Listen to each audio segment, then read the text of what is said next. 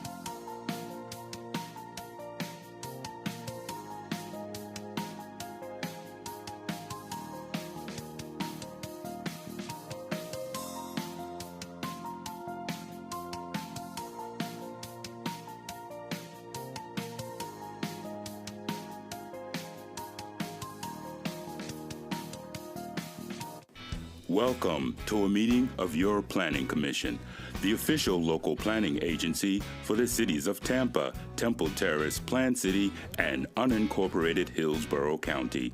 The Planning Commission provides innovative leadership and long-range vision that contributes to the creation of a thriving, prosperous community that offers opportunity, fairness, and choice in how we live, move, learn, work, and play.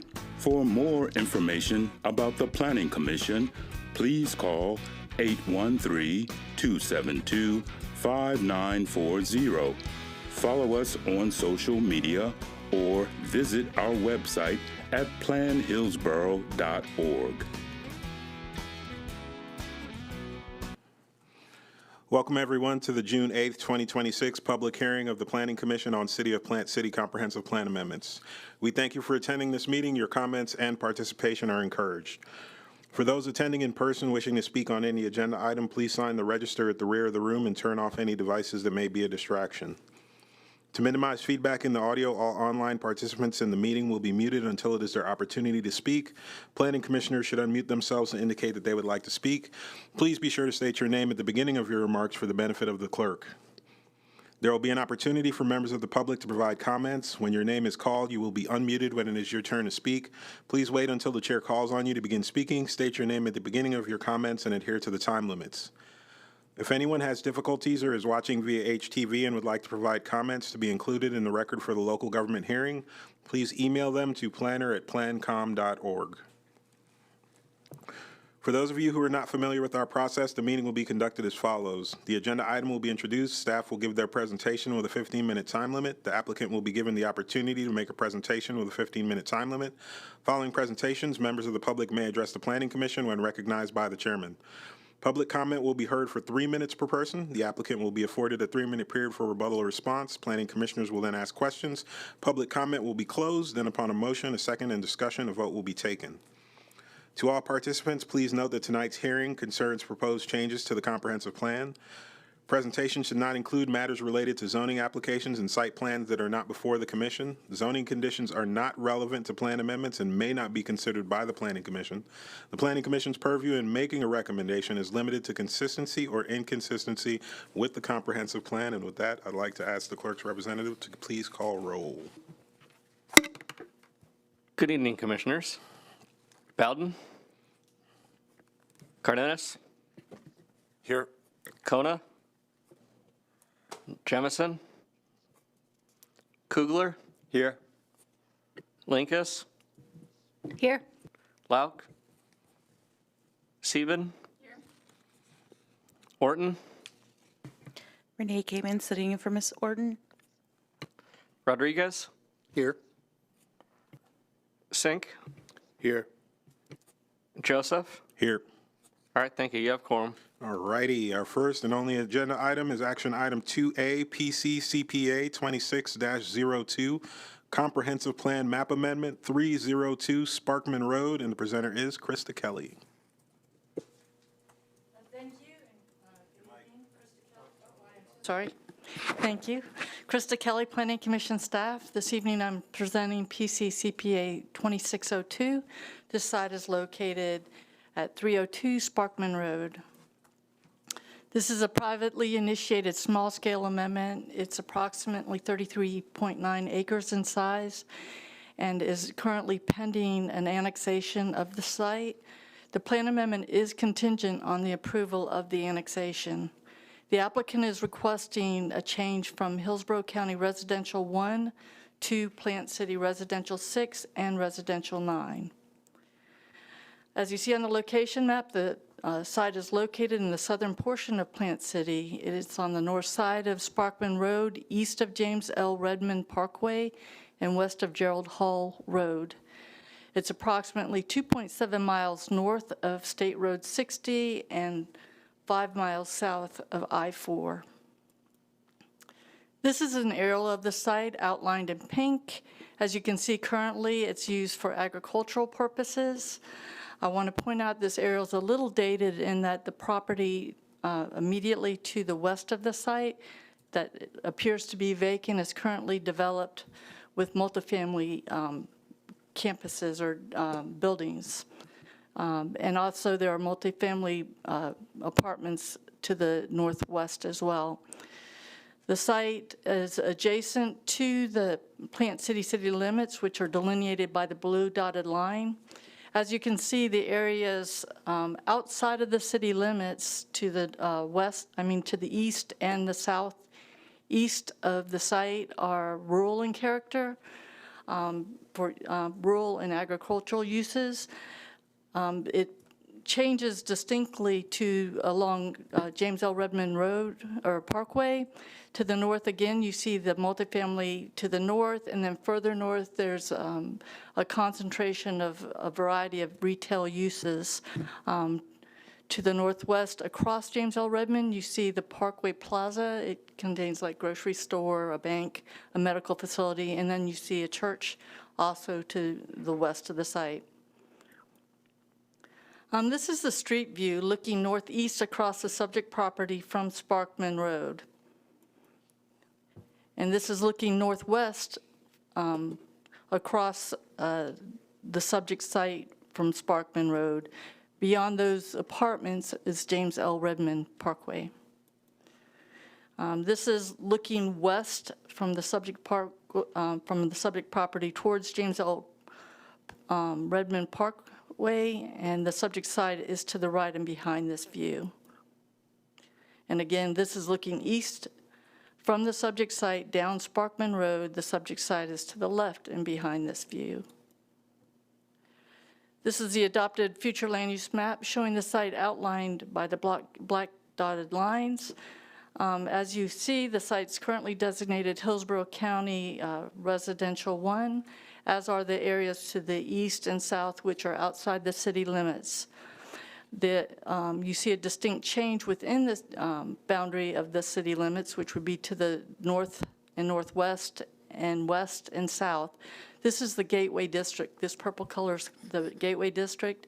It's specifically delineated to promote a commercial activity center in this area. It allows for a density of up to 16 dwelling units per unit, whereas the rural residential 1 category in the county allows 1 unit per acre. This is a proposed map showing the site now designated both residential 9 on the western side and residential 6 on the eastern portion of the site. Again, it is surrounded by the Gateway District, which is an intense land use category. However, it does provide a nice stepping down or a gradual transition to the rural area. Currently, the site can be developed with up to 33 dwelling units or 369,171 square feet of non-residential use. If the plan amendment is approved, up to 271 dwelling units could be considered, as well as 467,616 square feet of non-residential uses. In summary, the proposed amendment would allow for an additional 238 dwelling units and an increase of approximately 98,000 square feet of non-residential use. Staff reviewed the amendment for consistency with the comprehensive plan. These objectives you see on the slide were considered in the evaluation, and they generally relate to the proposed amendment. Staff found the amendment to be consistent on the basis of the growth management strategies outlined in the plan and expressed in the objectives and policies here listed on the right. Under the land use section addressing annexation, staff found that the proposed amendment aligns with the city's intention to direct growth based on the city's vision map. The site lies within the annexation boundaries shown on the vision map. Additionally, it would support the increased density and intensity in the area planned as a focal point for suburban and urban mixed-use development in the southwest portion of Plant City. Within the residential development section, staff found that the amendment is supported by related objectives and policies that call for maintaining a sufficient inventory of land designated for residential uses to accommodate growth and development, and also to provide a variety of housing types. Consistent with this aspiration, the amendment, which would designate 22 acres, residential 9, is located next to existing multifamily development, and designating the remaining 11 acres, approximately residential 6. This area borders rural development surrounding the site, increasing both the amount of residential land in the city and opportunities to develop at a variety of housing types ranging from single-family to multifamily housing. Lastly, under the public facilities section, staff found the amendment consistent with the plan amendment's growth management strategy, requiring new development to be coordinated with the availability of public facilities and services. The Plant City Utilities Department has confirmed that there is adequate potable water and wastewater capacity, and it is available in the area to serve the project. Based on these findings, the Planning Commission staff recommends that the proposed map amendment be found consistent with the goals, objectives, and policies of Plant City's comprehensive plan. And that concludes my presentation, and I'm happy to answer any questions you might have. In addition, the applicant is here, and I will turn it over to her. Let me get her.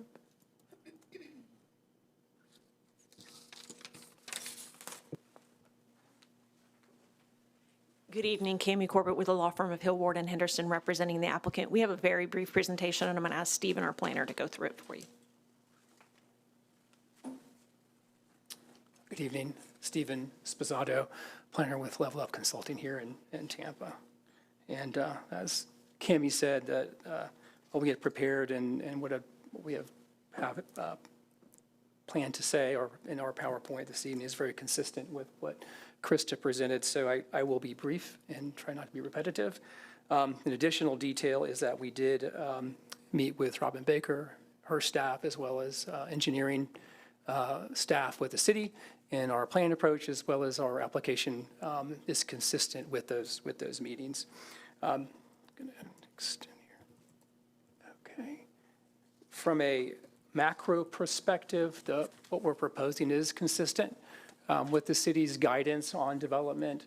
The annexation that we provided or that has been submitted with the city has been found supportable. If you zoom in, we were actually able to, I know Krista mentioned the aerial, we were able to inlay the development of that parcel that's adjacent to our site. So that aerial just represents sort of what the current development is for the property. Okay, so the theme, and I guess our planning approach really is that we are transitioning or stepping down in density intensity from the Gateway District, which is on our western edge, which allows for the 16 units to the acre to our proposed 9 and then 6. And then directly adjacent to us, there is 4 existing and also Res 1. And so you can see on the map that same condition is basically found on the north side of the property as well, where you see the Res 6 existing within the city.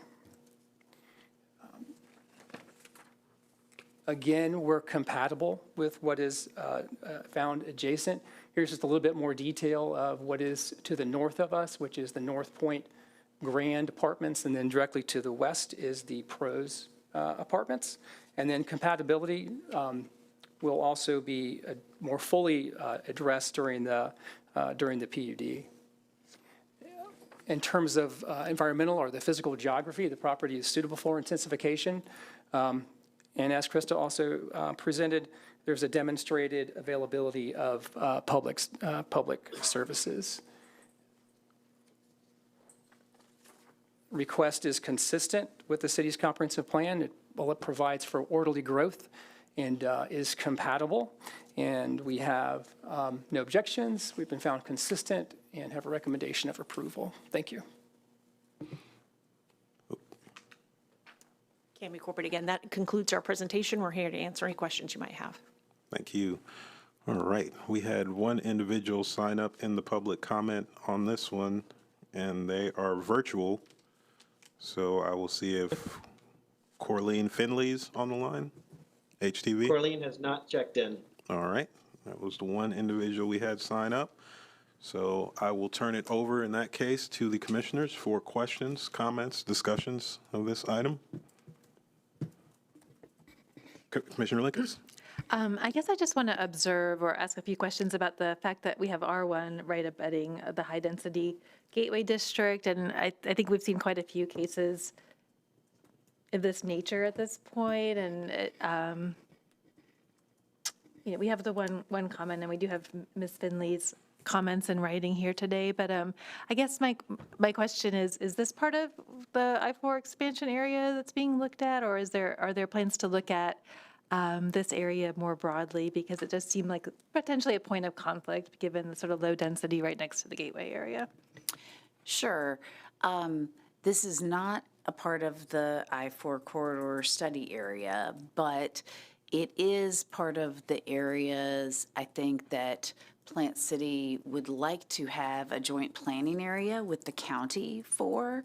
That's actually something their plan has had as a strategy for a while, and Robin Baker, who was mentioned as their planning director, is very eager on seeing that strategy come to fruition and doing some joint planning with the county as it goes south from Plant City in this area, as well as going west towards that yellow line in the I-4 corridor maps. So I think that is something that's needed. The challenge is that anytime the unincorporated county has rural land use categories, because they're not served by water and sewer, it's typically in the rural area 1 unit per 5 acres, or maybe up to 1 to 1, or higher if there's an existing zoning pattern from predating the plan and development pattern, then we recognize that, which occurs around a lot of Plant City. When they annex into the city of Plant City, they're going to serve them with water and sewer, and they want them to connect with at least 4 units per acre or higher. So there's always going to be kind of this mismatch on the edge. It reminds me of a case I'm looking at for another work in sort of the greater Ocala area. I guess it's actually Lake County, but they're looking at things like identifying potential non-annexation areas where people really do want to keep a rural character, but exploring where it is appropriate to have annexation and that folks might be more interested. So I'm happy to hear that it sounds like this is an area that will be looked at potentially a little more carefully, because it's that inter-jurisdictional issue here, and I think it could be an area for a lot of folks to kind of have unhappy feelings if that's not handled a little more. So thank you. I appreciate the answer. Commissioner Kugler. Oh, thank you. I noticed in the packet it said that as far as urban service area, not applicable. And I took that to mean that it already is in the urban service area. Just want to make sure my reading is correct. Looks like Krista has a response to that. In what section, can I ask you, that you're referring to?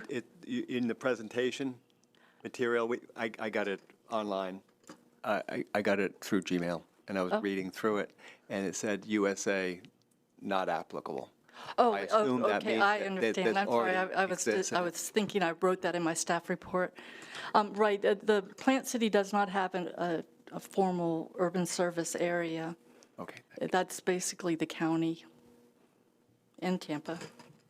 Thank you. Right, so it's either in the Plant City limits or it's not. Okay. Right. The urban service area is essentially kind of like a city limits for the unincorporated area, because it's where they'll serve with water and sewer. Yeah. All right. Are there any more questions, comments? Commissioner Cardenas, your mic is on. Is that? Nope. All right. Any other thoughts, questions, comments, discussions from the commissioners before I close the public comment? Going once, going twice. Then I will close the public comment on this one and open it up to motions from the commissioners on this item. Commissioner Linkus. I'll make a motion to find PC CPA 2602 Comprehensive Plan Map Amendment 302 Sparkman Road consistent with the City of Plant City Comprehensive Plan. Commissioner Sink. I second that. All right, we have a motion of consistency finding by Commissioner Linkus. Second to that consistency motion by Commissioner Sink. Are there any comments, thoughts, questions from the commissioners before we take our vote? Not seeing any, then would all signify their agreement by saying aye. Aye. Those opposed? That motion carries unanimously. All right, that was all for that public hearing for Plant City, so I will close the public, or adjourn the public hearing for Plant City at 6:34 p.m. and read us into our Temple Terrace public hearing. So bear with me for just a moment, everyone. Welcome to the June 8th, 2026 public hearing of the Planning Commission on City of Temple Terrace Comprehensive Plan Amendments. We thank you for attending this meeting. Your comments and participation are encouraged. For those attending in person and wishing to speak on any agenda item, please sign the register at the rear of the room and turn off any devices that may be a distraction. To minimize feedback in the audio, all online participants in the meeting will be muted until it is their opportunity to speak. Planning commissioners should unmute themselves to indicate they would like to speak. Please be sure to state your name at the beginning of your remarks for the benefit of the clerk. There will be an opportunity for members of the public to provide comments. When your name is called, you will be unmuted when it is your turn to speak. Please wait until the chair calls on you to begin speaking. State your name at the beginning of your comments and adhere to the time limits. If anyone has difficulties or is watching via HTV and would like to provide comments to be included in the record for the local government hearing, please email them to planner@plancom.org. For those of you who are not familiar with our process, the meeting will be conducted as follows. The agenda item will be introduced. Staff will give their presentation with a 15-minute time limit. The applicant will be given the opportunity to make a presentation with a 15-minute time limit. Following presentations, members of the public may address the Planning Commission when recognized by the chairman. Public comment will be heard for 3 minutes per person. The applicant will be afforded a 3-minute period for rebuttal or response. Planning commissioners will then ask questions. Public comment will be closed, and upon a motion, a second, and discussion, a vote will be taken.